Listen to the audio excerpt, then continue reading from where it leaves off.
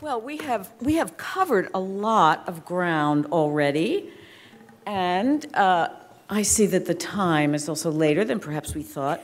I want to give all our speakers an opportunity to respond to something that was said by someone else before we turn to the audience. So, yes, go ahead, Linda Kerber. I don't want to do much by way of responding because I really want to hear from the audience, but I cannot help but make a footnote to, I think it was Linda Gordon who spoke of Gerda's letter to Betty Friedan in 1963, and many of you already know that that letter is on exhibit in the lobby of the Schlesinger Library right now. One page is how wonderful your book is, and one page is a criticism which it seems to me has not lost any of its depth, and which is readable now in the vision of many books that have been published in recent years that are trying to analyze women's careers, women's choices in marriage and in work. Thanks. Yeah, Alice, did you want to say something? Yeah, I just want to say one thing. One thing is going to turn into three things, but I'll start with one thing, which is to say that the thing that struck me as I was listening to all the presentations, and the thing that always struck me about Gerda, is that she had the courage of her convictions.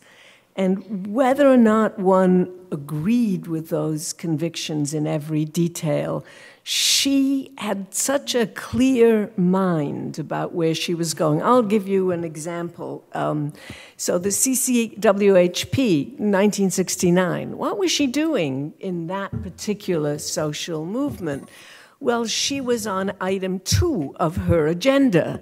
You know, her agenda first was to uncover sources about women, second, to make women visible in the historical profession. That was what the CCWHP was about. Third, to create teaching materials from which women of all kinds could learn. And fourth was to institutionalize women's history by creating programs. And she knew that already in 1968 or 1969. When I met her, she was moving, and she never deviated from that. I think I'm not sure how many of us have that kind of both self-knowledge and the capacity to follow through on it. If I could just, I do have a question to ask Linda about the social movements, but Nancy, if you will allow me to tell a Gerda Harvard story, if not now. Oh, I think I was there too. So I know you were, and probably some other people in the audience, but if not now, when? And this follows up on the courage of her convictions. The time was probably the early 1980s. And women at Harvard, there was no women's studies program, as I recall. And the occasion was Gerda was invited to be a prominent speaker to convince the men in the history department and in women's studies about the prominence of women's history. And a gentleman in the history department was asked to introduce Gerda. It was in Agassi, and I think he was a historian of the Soviet Russia. Yeah, we got it. We were both there, that's two of us. And he says, he gets up to introduce Gerda, who was the speaker brought in for this purpose, to convince Harvard about the importance of the study of women. And he says, I believe this speaker has written some books, but I haven't read them. But she does have 2 children. Gerda gets up there and says, you can just imagine. She said, well, I would like to tell this gentleman that my husband and I have 2 children, and I have written 9 books. You know, and that was a moment, you know, that I won't forget. I mean, just don't say that there. Can I ask a question? And this is about Gerda as an activist and organizer. One of the things that I think, Linda Kerber, you talked about the importance of philosophy as well as practice. And about 2 years ago, Harvard again had a conference on public intellectuals. And Gerda was to be the centerpiece of that conference. I did a little piece on Gerda, and I called her. She couldn't come. She wanted very much to come, and I said, what do you want people to know about you as a public intellectual? And it was very important that everybody understood that as much as women's history in the academy was so important to her, women's history as a grassroots movement was equally important, Women's History Month and so forth. But what she said was, I want people to understand that my contribution has been lived experience and theory. And that to me is, you can write, you can speak, you can do history, but to also contribute theory seems to me so unusual. Is that something that strikes you about her?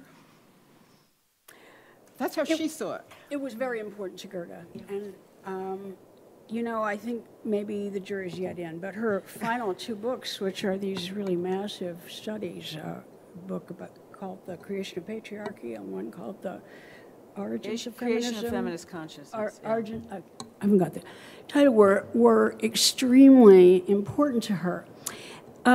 They're very complicated books. They've been very, very influential in Germany and Austria.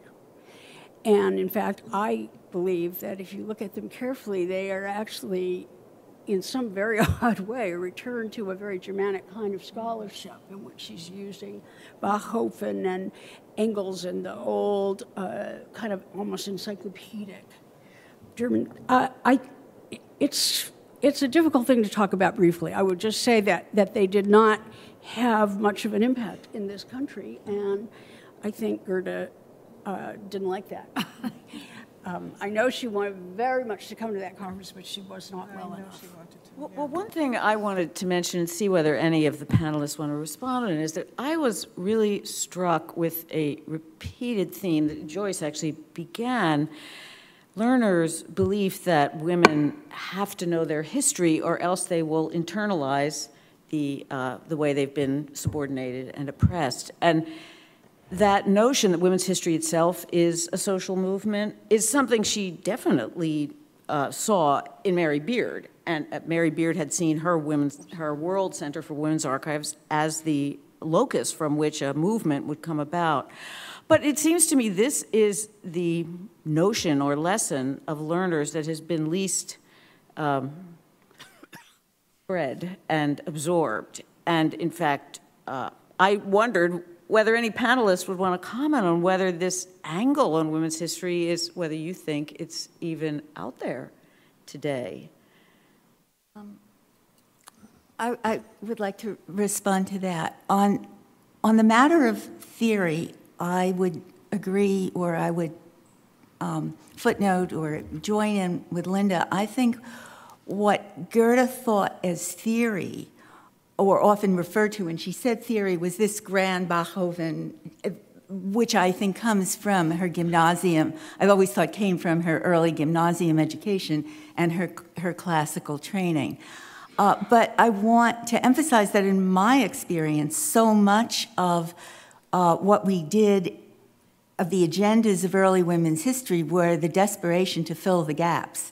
That having somebody who could be relied on to keep asking, what does it add up to, even though she learned it late, but to ask, what does it add up to, what is the meaning, what are the stages, what are the generalizations, helped us move from the anecdotal to the interpretive. And maybe what she got us to, or what her influence was, should not be called so much theory as interpretation, and I think that made it very meaningful.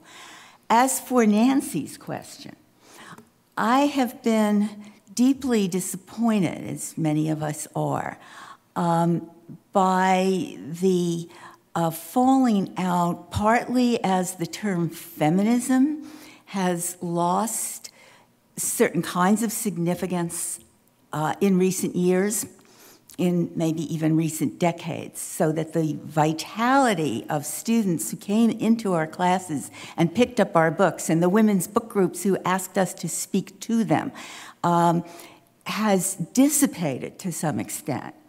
That understanding that you need your history in order to move forward, which was something that I think was more widely shared in the 70s by activists than it is now, is true enough. But I've gotten a great deal of optimism from what I'm seeing for many young people or just people, as a substitution of the term human rights for what I called feminism. And when I called a class, the last class I taught, something like American Women and the History of Human Rights, the place was full. It had men and women, a much richer mix than I normally had. It had people who had majored in psychology and journalism and engineering. And actually, I hardly had to change my syllabus. We started with the Universal Declaration of Human Rights. I handed them an anthology. I said, make the links and see where a human rights principle turns up in this book. And I covered everything. They made the syllabus, and there we were. So I just want to express a little bit of a disagreement with that. I wish I could be that optimistic, but I think, and I think Gerda knew this, that we can't expect feminism in an era of the triumph of neoliberalism and the extraordinary increase in inequality to do what people were once doing. Yeah, and I think we are really confronting a moment in which that's true. I remember my daughter actually said once, referring to feminism light. Mm-hmm. This was quite some years ago, and I knew exactly what she was talking about, in which it becomes a matter of lifestyle, it becomes a matter of personal choices, and this illusion that one can individually make choices that are liberating. So I just don't share that optimism, I'm afraid. Yeah. But, and then just to add to that a little bit, one should note that Gerda both promoted feminist activism and was a beneficiary of feminist activism. Yes. So, as we all are, right, exactly. So she built on the institutions that were there to build on. For example, in the years I was at Sarah Lawrence and afterwards, we did summer institutes for women leaders. We did summer institutes for women teachers. These were all Gerda's.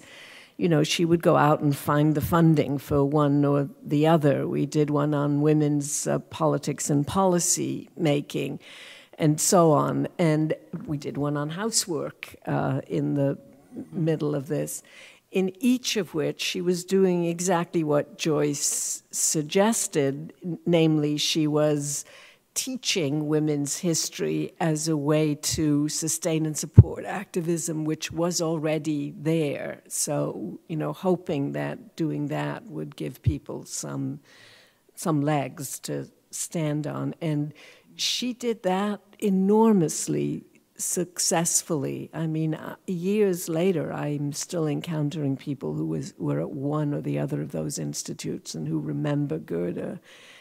I mean, I think outside the classroom, she could make outrageous statements, and she did. It's the basic premise. But did you want to add something? Yeah, I just wanted to add that I think by the end of her life, certainly in her writings in her later years, Gerda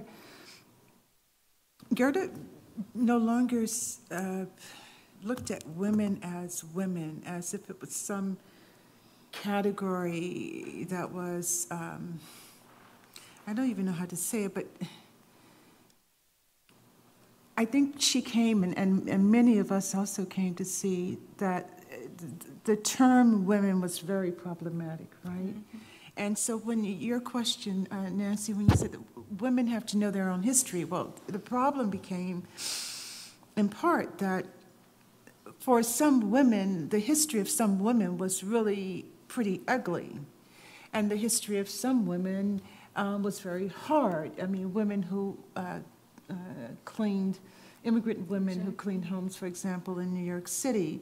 And so when we say that women have to know their history, we have to say that women have to know their histories, right? Because it's very complicated, I think. And we've certainly, I think, moved way beyond this notion of women as a sort of singular category of analysis. Well, I think it's time to let the audience speak. There is a microphone in the middle of the floor, and if you have a question or want to make a comment, will you please step up to the mic? And maybe say who you are. My name is Liz Pleck, and I think the question is probably for Alice Kessler-Harris because you wrote a biography that was very insightful about a person. And Gerda Lerner, one thing that wasn't emphasized is she wrote a biography, and it was, and she was interviewed several times for her interpretation of the Glymph sisters, and she kept going with the importance of it. And so is this a question of, the biography would fit into the category of feminist heroines, as anti-racist women. And did she, we have a Jewish woman who is a refugee from Nazi Germany who's writing about women who go to Quakerism and then leave Quakerism, but there's some way in which she's totally fusing her identity with the Glymph. So is this just ventriloquism? Is she speaking in their voice and they're speaking to her? Or how does she fit herself with the Glymph? I want to start answering that question by telling you that I was in the room one day when she got a royalty statement from the publishers of the Glymph sisters, and it was much bigger than she'd expected. And she couldn't figure out what it was, so she called up the publisher, and I was standing there waiting, and she hung up the phone and she said, "I found out who's buying the books." It turned out that Texas was buying them for students, high school students, to read in English classes because the book was so well written that. And she was so proud of the fact that the book had been adopted by English classes to be read by. Of course, that was part of the.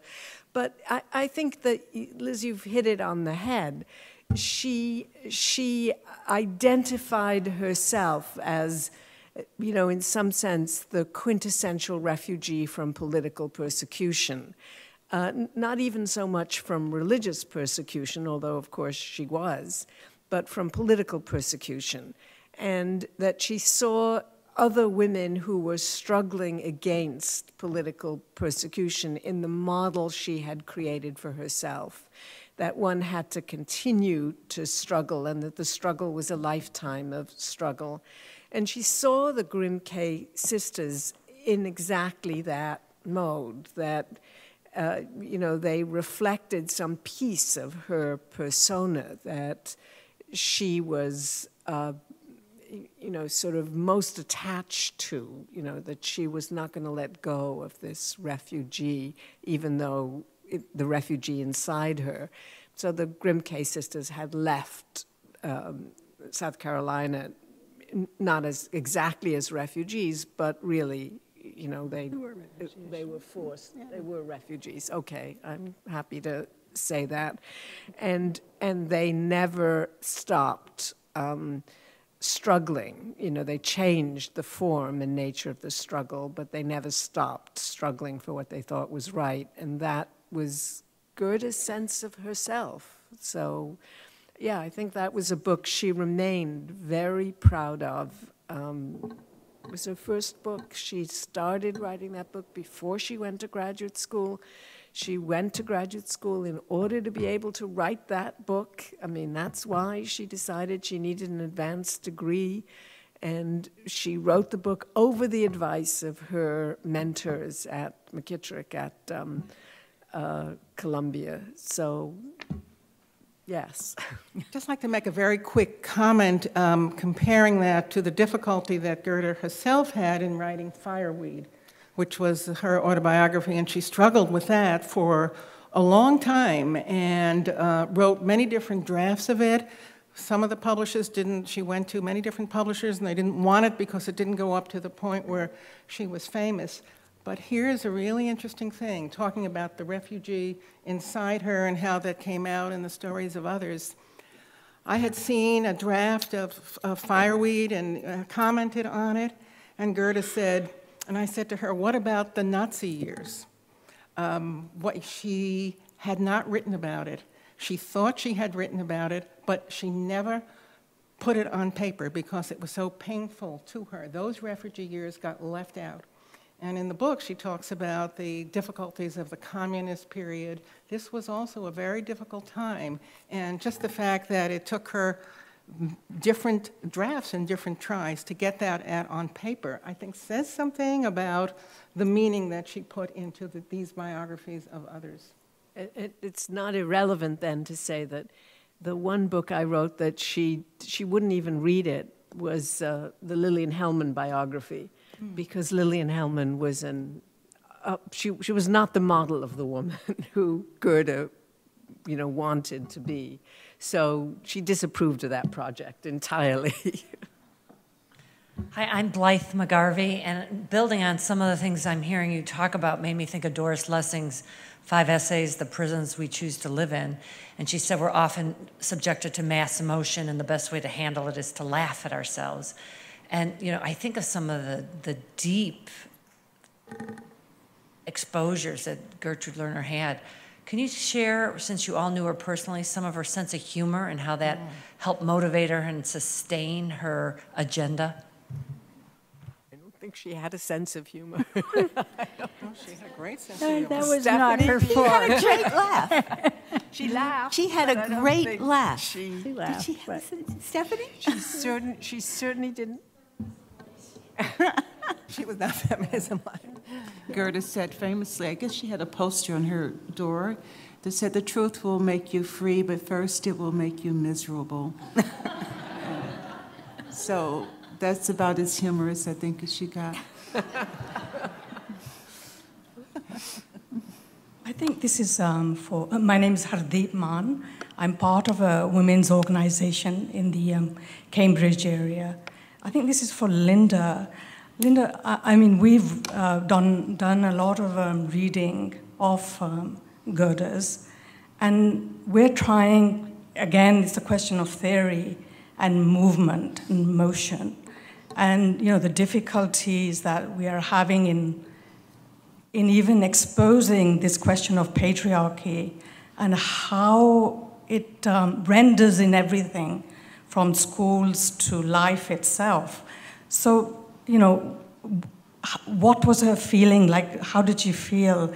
Where is it going? Because, I mean, this is what we're facing. We're trying to really push her work forward, because I think it's an extremely important theoretical base to go by and to really get this into the movement. And this is, something I think is dear to a lot of us. Right.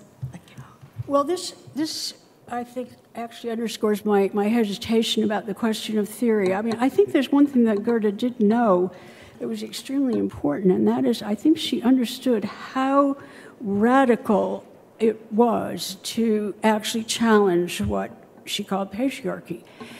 And we're seeing that around the world because we're seeing men who feel threatened responding with almost inconceivable levels of violence and anger and rage at women, and not just at feminism, but at women.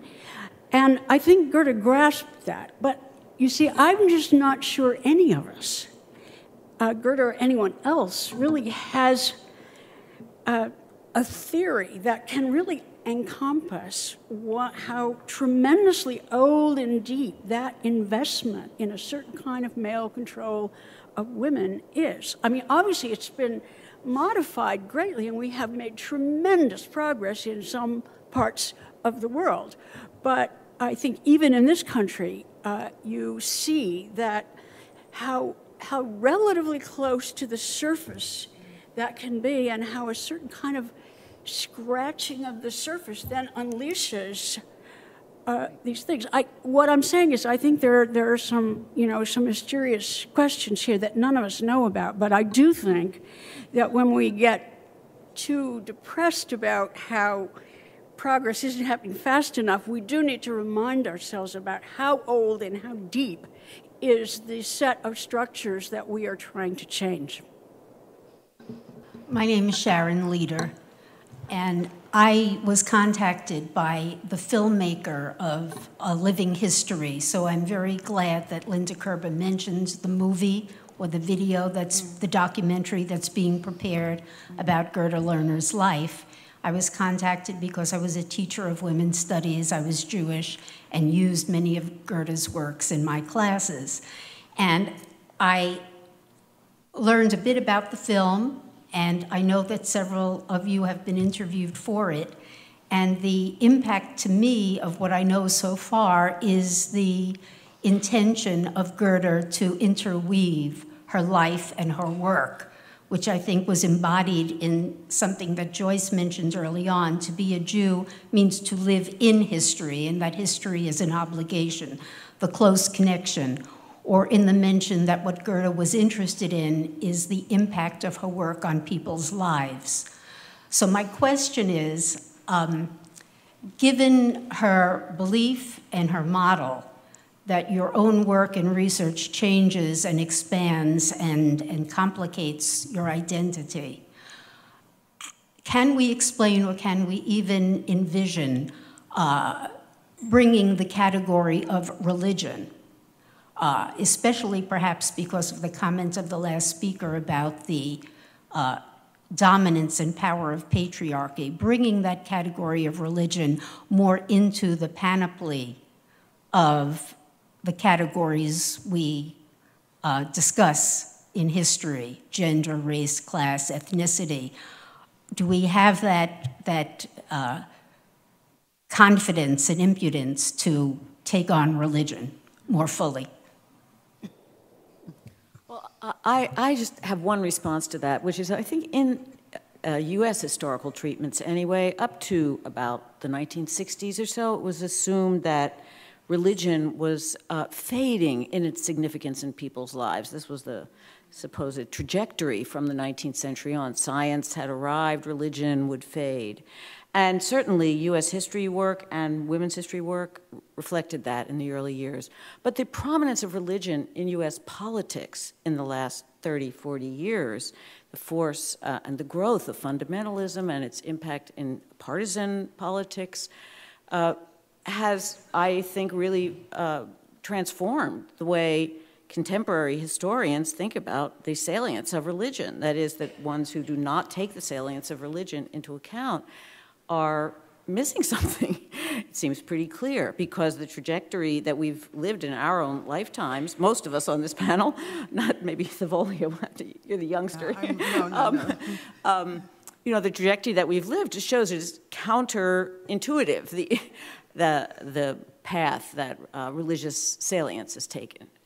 Let me just give you one small, not exactly an anecdote, just a fact about Gerda. Well, personally, frankly, I think Gerda hated religion. Full stop. Absolutely hated it. But it is also true that she actually had only a very small number of graduate students, but she once actually told me very, very recently that the student of whom she was proudest was a woman called Florence Deacon. And Florence Deacon is a nun who is part of a sisterhood in Milwaukee, and she has been a leader and president of the organization of nuns that has been struggling against the hierarchy. And some of you know about this whole thing of the nuns on the bus who were going around. Well, she was the leader of that organization, and Gerda just loved that. But it's because Gerda loved anybody who attacked authority. So it was not something peculiar to religion. It just was. She was very, very proud of Florence. If I could just say, I mean, Gerda was absolutely adamantly opposed to organized hierarchical religion, but she became very interested in the construction of religion by choice, spiritual questions, emotional questions. So I think she was, at the end of her life, really sort of coming to terms that what she proudly said, in her book, I haven't been in a synagogue for 50 years, she began to rethink what that whole, ethosphere meant to her. I can tell you one story about that, which Stephanie may not like, which is that when I knew Gerda best, Stephanie was in India in a period of her life when I assume you were on a spiritual quest of some kind, or at least your mother thought you were, and she tore her hair out about what you were doing there and why you thought spirituality and not politics was really the important thing to do. So I guess that confirms the other. I'm Diane Rosenfeld, and I teach at the law school, and I am the director of the Gender Violence Program.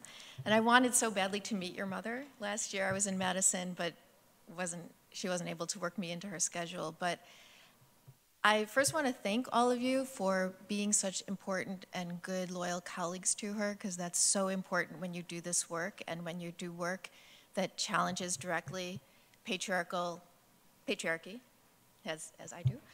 It gets really lonely and isolating, so I know that each of you was so important to her, and I thank you for that.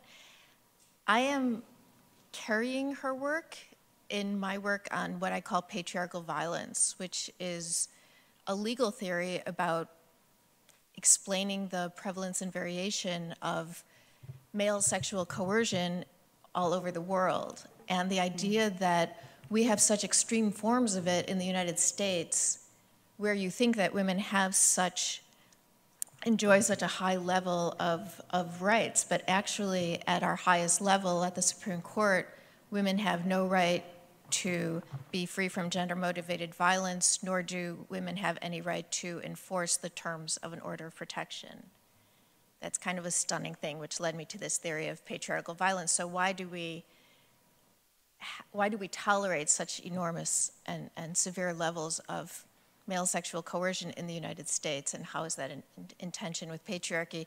And can we, yes, imagine a different social order? So I'm very invested in identifying patriarchy for what it is as a social order and challenging it, and then using the law to back that up.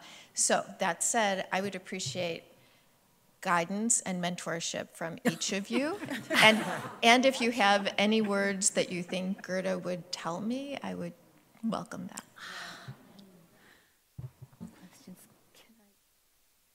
Can I try an opener, but I don't know that it will help. But it seems to me that one set of responses we've already heard, which is one of the pieces we've learned is that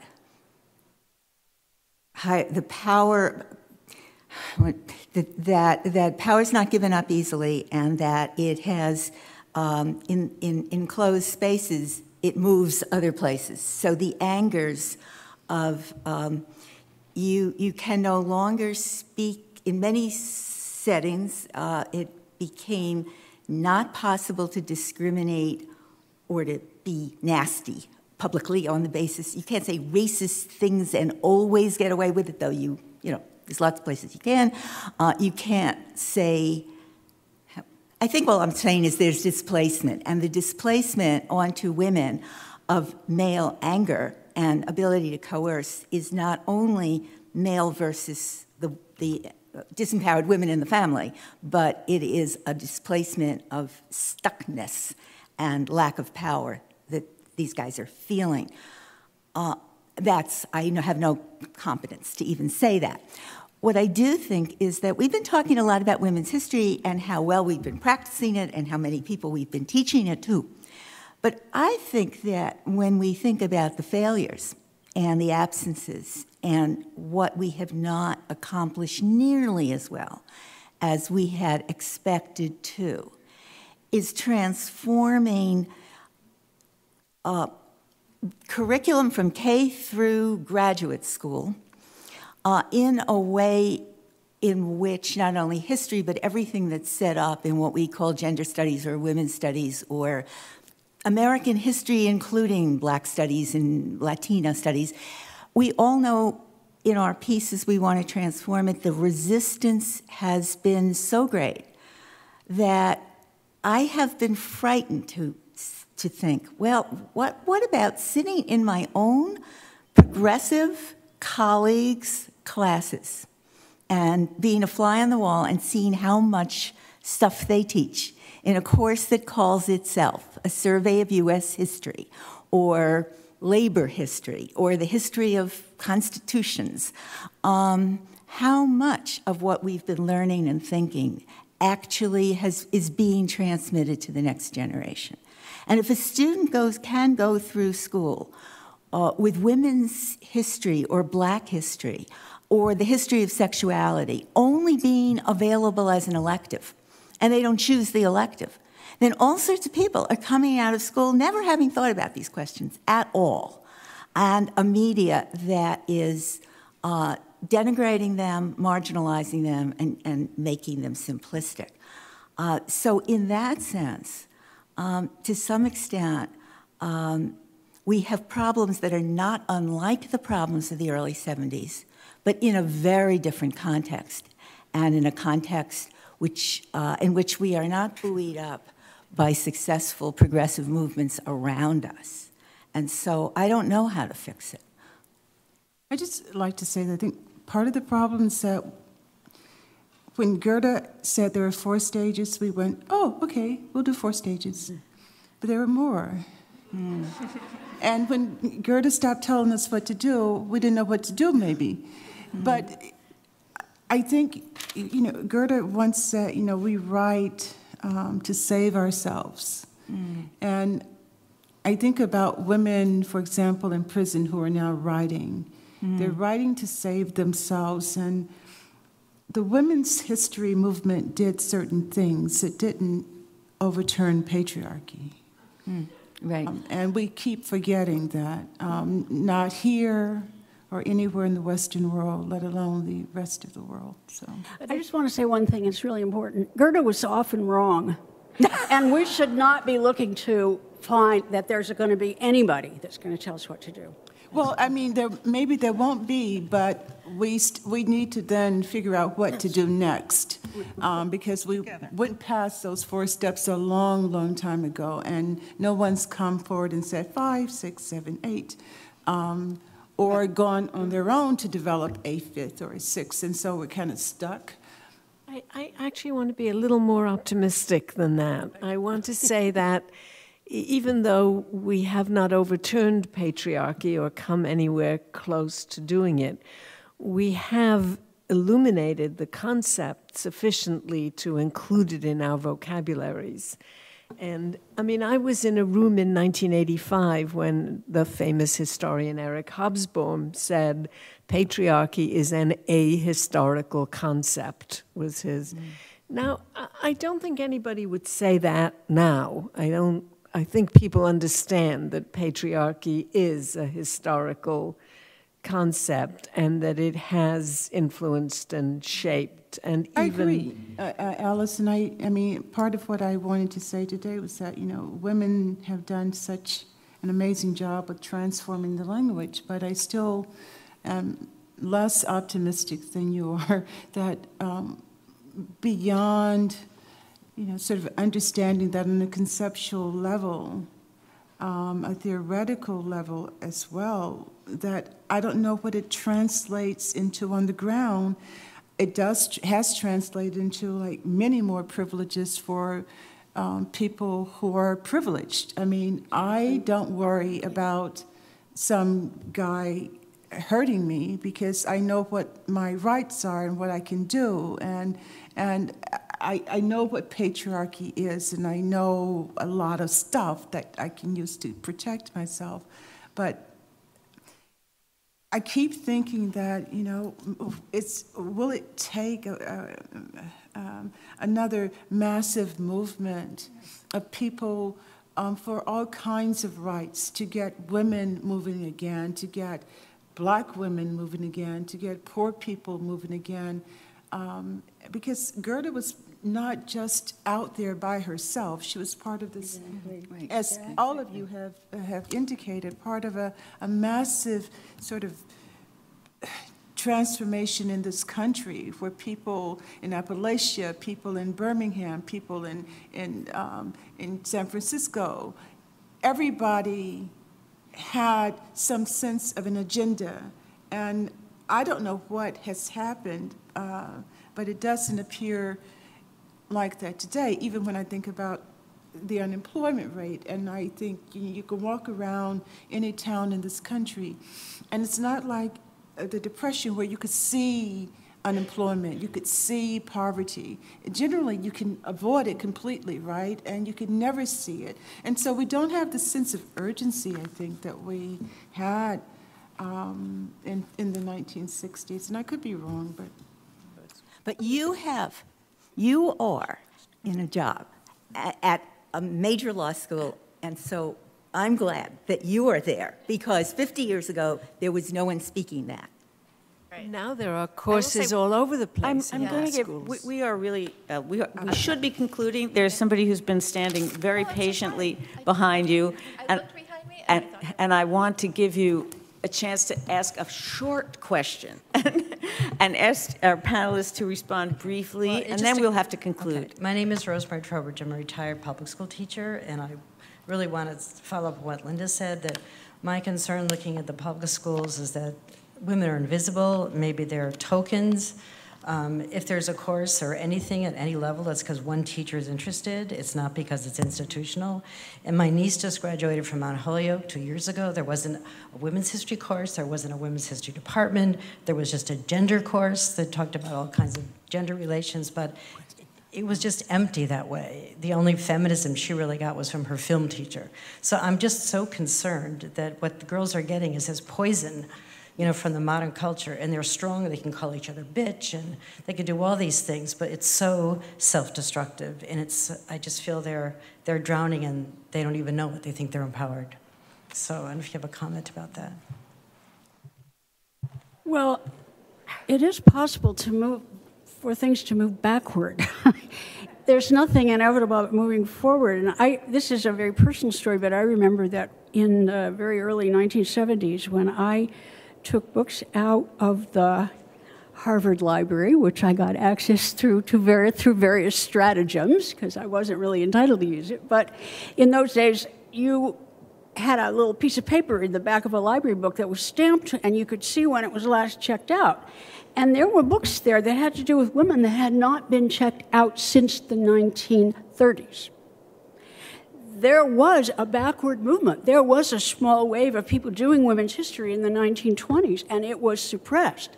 So I think part of what you're saying and what Thavolia is saying is that there's nothing inevitable about this forward progress. I mean, I do think we've made a lot of progress, and I think that one part of why people should learn history about women is to see what progress there has been, because my students are still shocked when I tell them various things about, in my lifetime, forget about a long time ago. So that's really important, because if you see what progress has been made, then you do learn that progress is possible. You don't accept that things have to be like this. But I agree with Thavolia. We're going to need some real grassroots activism to really change things, including the educational curriculum. I think we need some grassroots activism in the academy as well. We need an Occupy Women's History.